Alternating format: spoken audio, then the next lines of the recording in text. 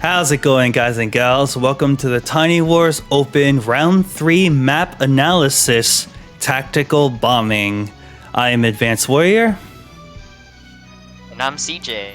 And we will be breaking down the map that our players will be going through for Round 3. All of these players have gotten through Round 1 and Round 2, so Round 3, I believe, should be top 8. We went from 32 to 16. And then 16 to 8. So now we are in our top 8 of players. So it's getting down to the wire. We're starting to see like who the better players are from the first 2 games. And I would say that this is probably when the games are going to get a lot more serious. CJ, you agree? Yeah, I'm definitely looking at the names, and like these are people that I like really respect. I know that these are all like veteran players or have been around for like at least a couple months and have done their fair share of games, so they understand the game pretty dang well in order to get this far for sure. All right, so tactical bombing, as you can see, is like a very large, heavy terrain map. We got a 3 base, 2 airports for each of the players actually. One just like a bit more further out in the front. And it's the fronts are actually very split. The only way that you're able to like front shift is like you have these like little bridges that you can pass through. There's not a lot to fight for in the middle unless you make an HQ push. Another thing that stands out to me are these pockets of temporary airports. And if we have to remind you, temporary airports do not give you any income, but they can repair your air units. And not only that, these are also air units where they could like be safe from anti-air. So like in here, an anti-air would not be able to hit the copter, so possibly we might be seeing dusters, but yeah, other than that, it's just a fairly big map. The 2 fronts are on the other side. I'm very interested and excited to see where these players are going to bring the major fighting, and CJ is going to break that down for us. Where could we possibly see contested properties? Yeah, so that is a good question. Let us bring out the tool that allows us to draw things. This is gonna be fun. You always have fun with this. I do. So the middle is pretty obvious. I mean, these properties are pretty far apart. I'm trying to. What is that? Sorry, it was the lag, man. It's the ping. It's the parsec. These 2 properties are pretty far apart, so it's kind of hard to fit for these. And I mean, considering that there's very little in the middle, these properties honestly probably won't be contested, or I don't expect them to be contested most of the time. Maybe a skeleton crew. Yeah, I think. Yeah, if I was to give recommendation, I would say maybe just a couple infantry in the middle. If your opponent brings like a tank in there, you bring a tank in there. If your opponent brings a battlecopter, you bring an AA. That kind of deal. But generally, you will see ahead of time if someone is going for your HQ, right? You should not be getting caught off guard by that. Either they're gonna mass a bunch of units toward the center, or like, I mean, generally, yeah, they're gonna make a massive units towards the center if they're gonna go for the HQ cap. It shouldn't be a surprise to you. So the HQs are relatively safe. Now the reinforcement distance is kind of far, but again, it's not gonna be a quick capture. So you should always be aware of that. It should not be a surprise to you. So the main contest is going to be around these properties on the side over here, and for red over here.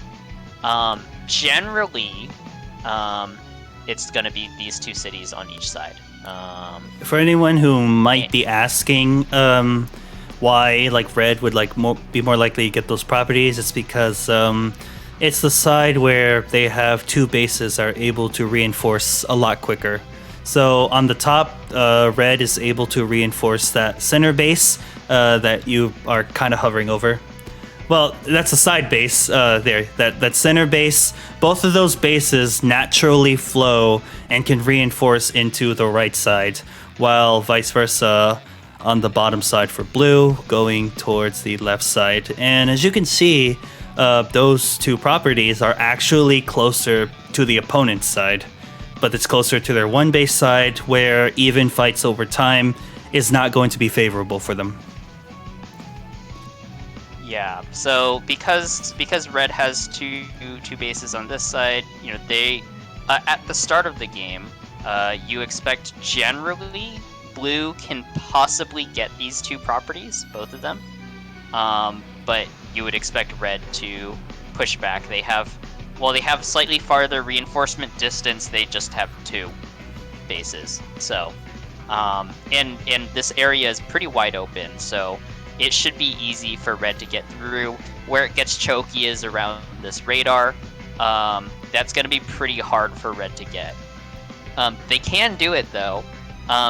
And in games that I've played, there have been shenanigans putting like a duster, for example, and then you're able to get the radar. So that choke point is kind of fun to play around with. Wait, you've had games at that choke point? That you get. Yes. What? The HQ's right there. What the heck? It's so. I mean, well, I guess technically I was at this choke point on this side because I was playing blue. The HQ is still right there. What the heck?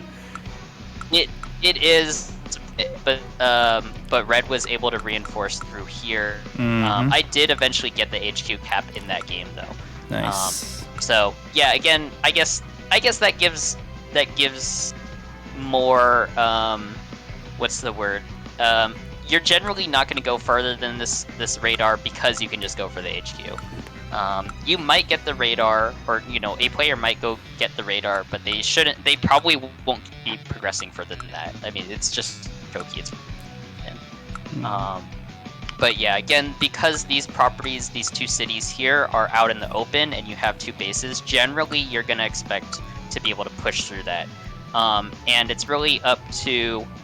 So in a similar way as with some of the other dynamic 3-base maps, like Defend from the Invasion, which we saw before, you're going to expect the territory shifts to happen, and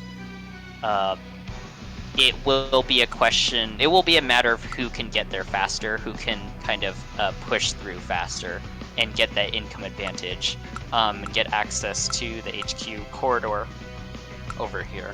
Yeah. So that is one major element to, I guess, how we would determine where the fighting will occur. Yep. All right, and yeah, as we said, it's a little hard to try to loop around all these mountains to like reinforce in the center. Oh, my bad. Especially this little wasteland here. Actually, this might be like the easiest way to get there, but yeah, it's still accessible to get to the HQ very fast with this base, other than this one. This is why this is your weak side after all. And another thing, these two airports, I mean, I'm actually unsure if we are going to see these being captured or not, because there's already one over here if you're going to need that. It's like kind of out of the way, sort of, if you want to get your opponent's temp airport.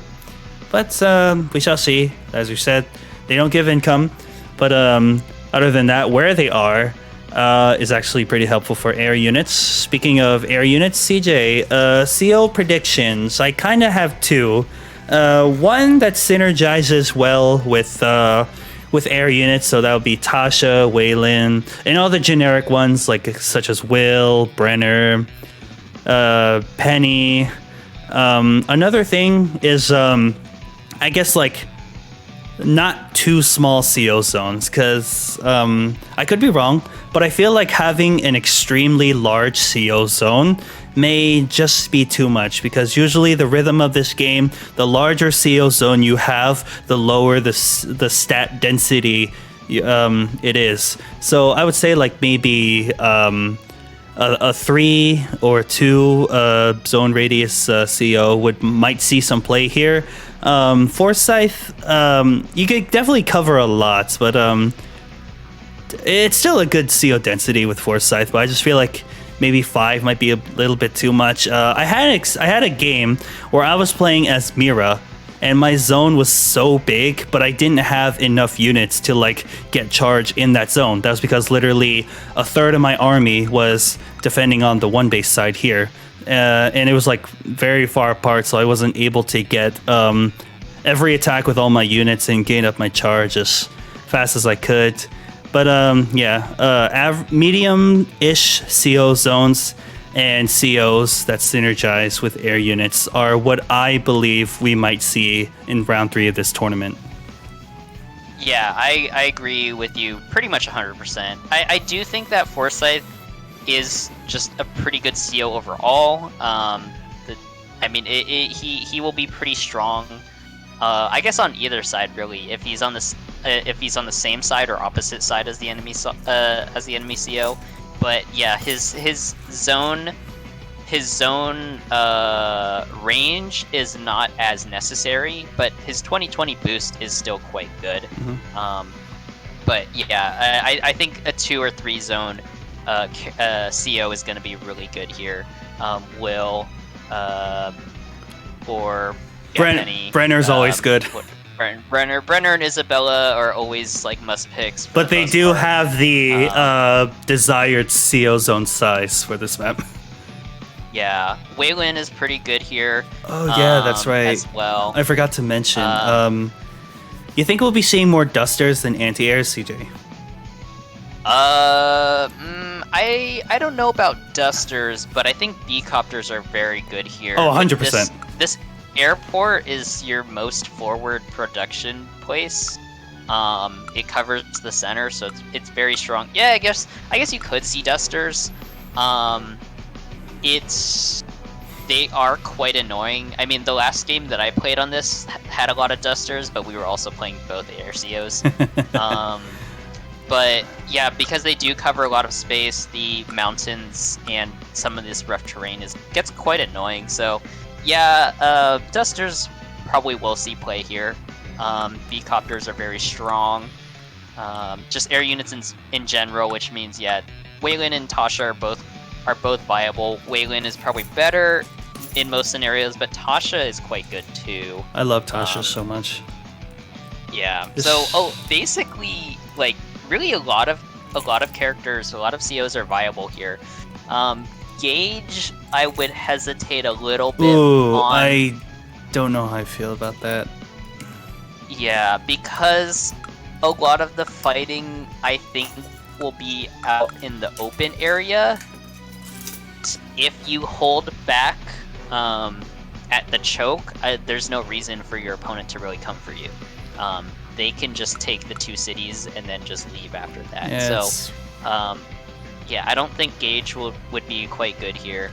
It's more choky. Plenty of the other COs will be viable. Yeah, it's more choky in the center, which there really isn't that much to fight for unless you're making an HQ push. So the reason I mentioned dusters is just like kind of like a new philosophy I have with dusters. They're kind of like anti-airs if the anti-air has a hard time reaching said copter. Because like if you look at I'll probably put it up, Michigan Maneuver, really good map for copters because the anti-airs cannot just like go around all those seat tiles and all that terrain. Dusters can ignore all that, and battlecopters can't counterattack. This was just an idea because, like I said, there's so many temp airport pockets on this map. Actually, there's like 6 actually. Yeah, there's like 6 temp airport pockets that opponents could abuse, and a duster could be like a good deterrent for those. But yeah, I'm pretty sure both of us agree. We are going to see air supremacy on this map. Mm-hmm. Yeah, I guess another thing is that like dusters can just be really annoying. Oh yes, they could be really annoying here. But what I tend to do when I've played this is I usually just go for anti-airs first, and only when my opponent builds a duster do I usually build a duster. I think anti-airs are good for like kind of maintaining your more defensive zone of control against the air, if that makes sense. Because, for example, like you want your Duster in range of your anti-airs, so that if the enemy Duster comes and attacks you, you can just shoot them down with an anti-air. That type of thing. But there are a lot of pockets, as you mentioned, for the anti-airs. Like these convenient for the air units opposite side. For the air units, not the anti-air, CJ. Yeah. But these conveniently placed temp airports can make your Dusters allow your Dusters to be super aggressive, and just plain annoying. But like basically, if your enemy builds a Duster, then you kind of have to back up more, and then it's a little bit more of just vying for like control over an area, or trying to bait your opponent's Duster or something like that. So yeah. Yep. So basically, air COs that synergize with air units, and medium-ish CO zone size, because not every unit is gonna enjoy that CO zone size, depending where you put that CO. Because like we said, 1/3 of your army is going to be defending, or unless maybe 1/3 is going to be enjoying, because we have seen one base side CO units before, so that still can happen. It's just that generally, like from our level, we would go with our CO zone or our 2 base side, maybe depending on the situation. But yeah, you just don't want one too big, because you're going to have armies on different sides of the map, and not everyone is going to get to be in that zone. Yeah, and so like Forsyth wouldn't benefit from the ability to do CO power. See, if you use CO power, then you're able to power up your other side as well, and that's pretty nice. Depends on the position, but yeah, I generally Forsyth, a little bit overkill on the range. Oh yes. What do you think about like capture chains? Are there anything that you are particularly paying attention to? Maybe certain chains or certain either bike or infantry routes? Well, these wastelands, 1, 2, 3, 4, 5. Yeah, these wastelands are just gonna hurt a little bit for the bikes on the 1 base side here. But I would say that the free infantry is already here. We can expect that an infantry would be captured going here or here, and then capturing this base within 2 turns. Little chain back here. We could maybe have a bike here, and then the bike could go for this property, then this property. Hold on. Woods are 3, so 1, 2, and then the bike will have to stop here. Yeah. So it's like the capture chains are a bit easier for the 1 base side rather than the 2 base side. There's a little capture chain here, but that is if you want to skip all these properties and just let 1 bike do all that. I feel like that's a little slow, but that's potential. An infantry could capture this, but it might be a little bit too far, so you maybe would send a bike up on these corners here. Yeah, there's a few on the back sides, and moving out, there's more capture chains for the 1 base side of both players. What do you think about opening units like tank, recon? If you're able to get a recon on your opponent's 1 base side and force them to A, ignore it, or B, force them to build a tank on their 1 base side to respond to that recon, then maybe the opponent is going to be able to take advantage of that and keep having the fight on their desired side. Wait, what? I'm sorry. So say red builds a recon on this base. Yes, and forces blue to build a tank here. Yeah, and then red would have a tank to back it up, and then fighting will just happen on the blue's less favorable side, unless they want to take this middle base and have a longer time reinforcing the right side. Yeah, yeah, even though this is not Fog of War, I kind of like the recon idea because there's so many roads here. Oh yeah, there's like a You perfect can route get- for recons. I think you can get control over these two properties within like 2 turns.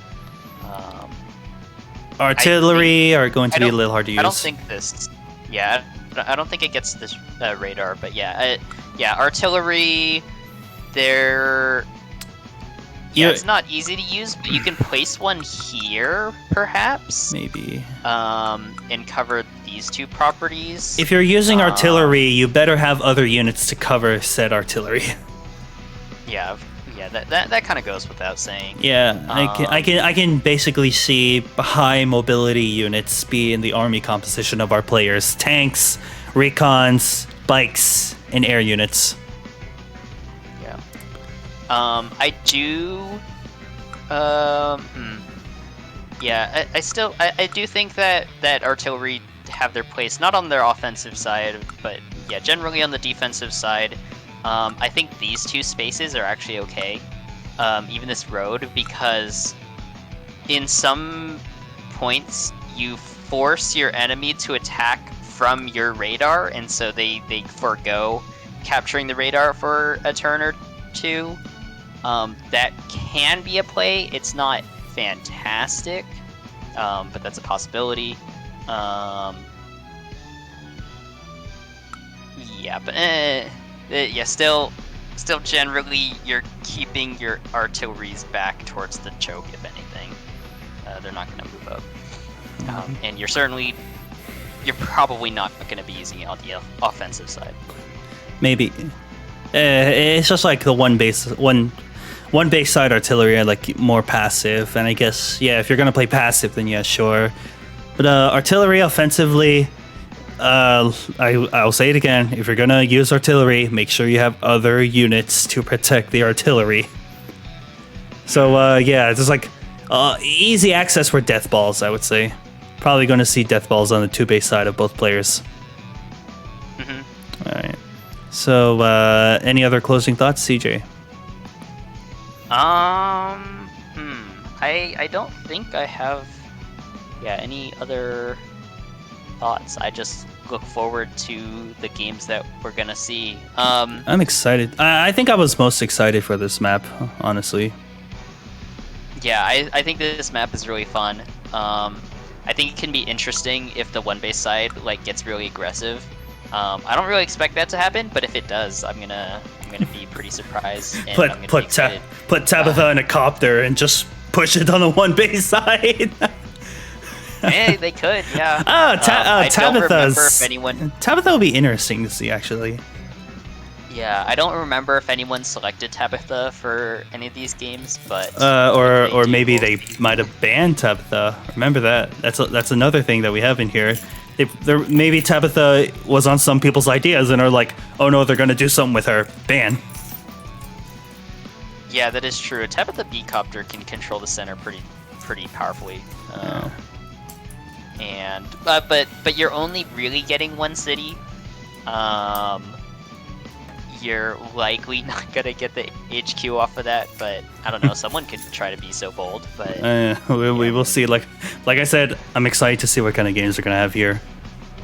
Yeah. Oh, that also means that Zhao Tiantong is really strong here too. Oh my gosh. Zhao Tiantong. That's We saw that one game. Yeah, I think all of the players might have banned him in this round though. I don't remember. But I don't think he shows up. Oops. I don't think he shows up this round, but we'll see. Okay. All right, guys and gals, that is our map analysis and breakdown of Tactical Bombing. Feel free to add in your own thoughts, comments, and predictions on how this map will look like for round 3 of this tournament. I'm excited. I hope you guys are. Feel free to subscribe to know when the games will be premiering. And I may or may not be watching it along with you guys. I appreciate the support, appreciate the views, and like I said, we're more than halfway through this tournament in player count. This is top 8. We're gonna see good games. I'm sure of it. I'm Advanced Warrior. And I'm CJ. And you all have our warmest regards. Please take care. Thanks for watching. Ciao, ciao.